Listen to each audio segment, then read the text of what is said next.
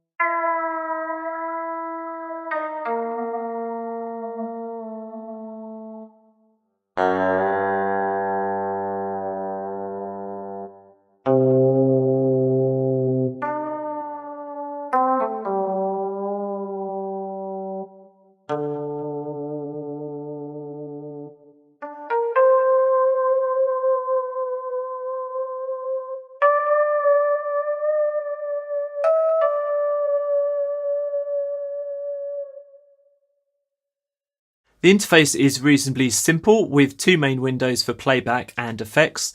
There are also subpages for pitch bend controls, vibrato, settings, information, and all the various onboard effects. There are two different sample sets here for both magnetic pickup and a microphone sample set as well. The pitch bend and vibrato are simulated and they're controlled via the pitch bend wheel and the mod wheel of your MIDI keyboard. As well as the default patch, there are a number of example multis and presets to get you going. These sound rather nice.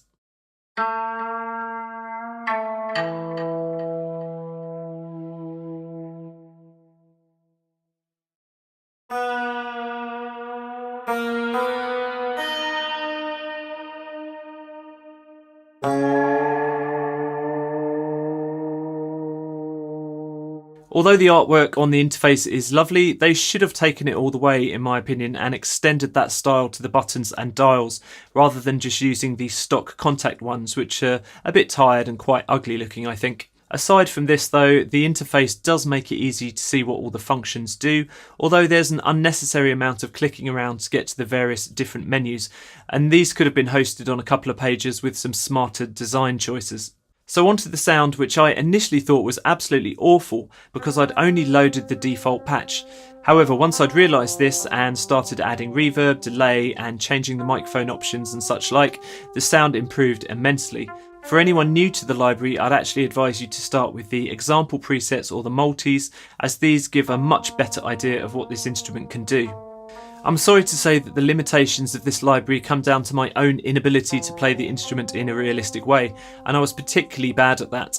Because everything is simulated, it was easy for me to mess up when I tried to play in an authentic manner, and it turns out I'm no expert at the Dan Bau. This library does take some skill, and it really only has a useful sound if you take the time to learn the playing style and the limitations of the physical instrument, and that was a hurdle for me. I'd have liked to have seen something more along the lines of what Embertone try and do with their wind libraries. They have short phrases and some automatic scripting to make performances sound more authentic for novice players. After all, if I'm going to take hours to learn a virtual instrument, I might as well take hours to learn a real one. Having said that, there's nothing inherently wrong with this library apart from the small interface niggles that I mentioned before. It's just far too raw and real for me. For more audio examples of the Dan Bau in action, played way better than I can, do head to the Samplecast podcast or the Boulder Sounds website. Thank you so much for watching. That's just a small taste of the Samplecast, a weekly podcast and YouTube show for sample library geeks and plugin enthusiasts. You can find out more information at thesamplecast.com. Don't forget to subscribe.